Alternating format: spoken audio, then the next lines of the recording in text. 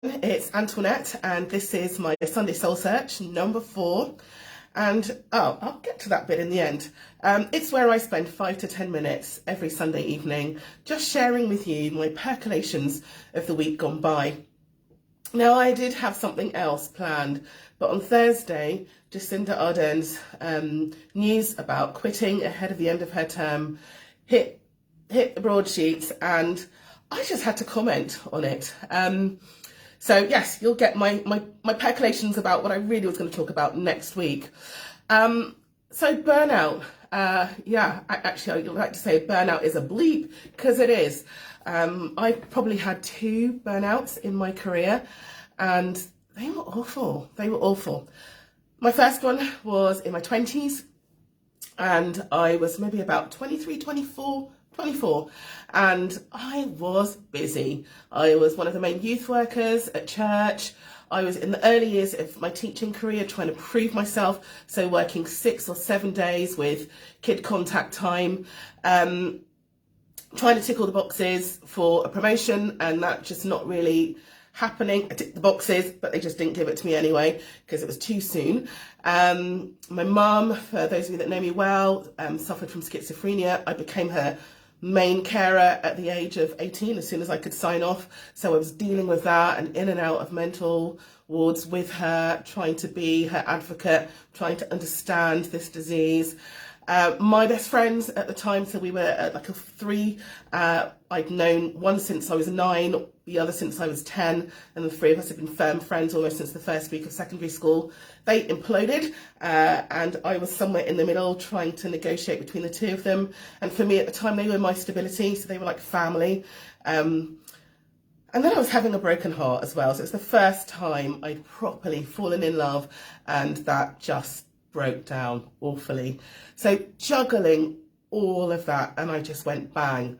And the symptoms were awful. So again, a lot of people who know me say I'm fairly even-keeled, fairly happy-go-lucky, strong, what were the other, resilient, all of those words. But what was happening for me at the time were anxiety attacks, insomnia, depression. I actually lost weight. I mean, that's never happened in my life before.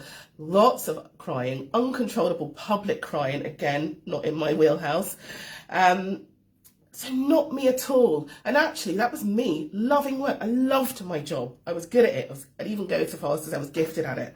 But for some reason, all of those things piled in on the top of my head.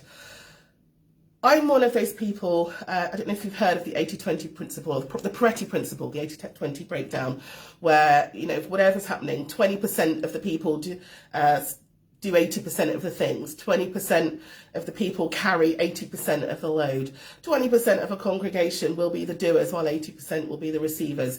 And that apparently is a principle that's been proven over and over and over again. 20% of your problem clients take up 80% of your time. So it goes on and on and on and on, the Pareto principle. I would probably be in the 20% of, okay, let's get stuff done, let's give, let's serve. And it all came tumbling down in my early 20s. So why didn't I pull the plug sooner? Fear of what will people say, fear of letting people down, fear of looking like I was a failure and not handling my business, fear of like, how would I pay my bills, literally, and fear of like, well, what else would I do? Like, teaching's the thing, right? I'd been grooming myself for that since my mid-teens. I'd gone to uni, I qualified at it, I was doing it, it was great. What else would I do? So thankfully at that time, I had some really great people around me, starting with my head of department. She was into a lot of alternative health medicines and healthcare. So she was the first person that introduced me to the power of plant healing and natural oils and flower essences. So really helped me with my anxiety. I was very lucky to have a great couple based at my church who started off as my youth workers, and I just remember going to their kitchen table and literally wailing for hours. I still go to that kitchen table, less wailing now, but again, people that listened to me. I was lucky in that the female part of that couple is a GP, so she was able to lay out my options on the table, one of which was antidepressants and made me wail even harder. And at the time, I had to kind of bring out kind of the third wheel, which was the fighter in me, the person that had been resilient through the care system and all of those things, because I recognised that I'm dealing and managing my mum, who was on fairly heavy medication, and I just knew I can't have two of us on that. So, you know, lady, you better pull yourself together. Now, you know, I know that's not for everybody. It's just part of what happens inside of me when big stuff happens. So yes, I was out of control, but I had great help, and I was lucky. And what I was able to do was just press pause, actually just press stop, got off the bus, and I made this big plan. I'm going to go and teach in Africa, so really drastic. And that seemed really plausible to me. I thought nobody can argue with that. It's about professional development. I'm not going to be letting anyone down. I mean, the reality was I was, of course, but it made perfect sense in my burnt out mind at the time. And it was great. 2 years of just doing me, 2 years of having people surrounding me, 2 years of partying hard. I'm not even going to lie about that. And I came back and was able to regroup and just kind of re-find my joy in life. Did I learn from that? No. Burnout number 2, but that's a story for another day. I have learned from that though. So this morning, actually, I was sat in church listening to a guy called Jason talking to us about a passage in the Bible. And he's kind of asking us, like, what are our retreat castles? Where do we go to when things are going really wrong? And I guess my safety net is overwork and overachieving, and my identity as a good employee, a good teacher, a good business owner, all those things. But actually, at that time and the time after, I had to strip it all back and step out and find something bigger and better. And in the end, for me, I was able to remember that my hope is in God, that He is my safe hiding place, and actually my identity is tied up in how God sees me. And because God sees me through a lens of Jesus and says, you're enough, actually that's where my identity is, and that's where my kind of rock bottom starts and ends, if you like. So I want to leave you with a few questions this week. More than normal. Normally I have 2 or 3 questions, but actually I just had loads of questions. So first of all, if this is you, what are your taps on the shoulder? Like, what are the warning signs for you?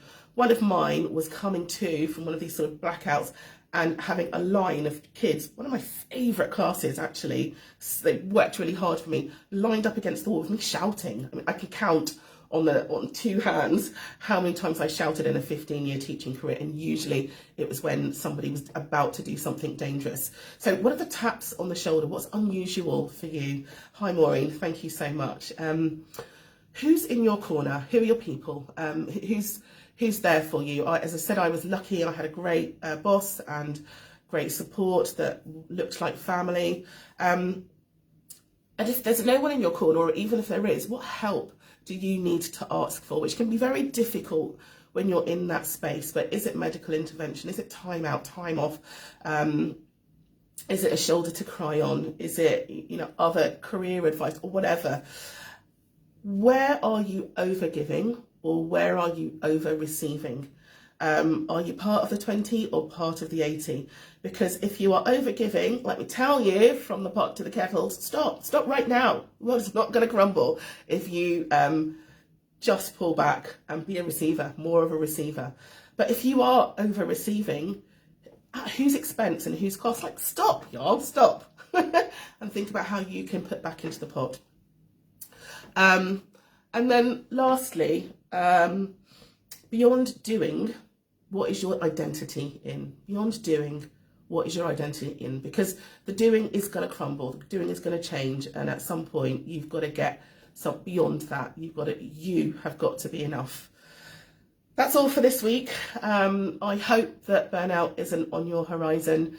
I hope that you don't have to learn those painful lessons. But for you, if you've got no one in your corner, do reach out. I'm a text away. Have a great week and see you next Sunday.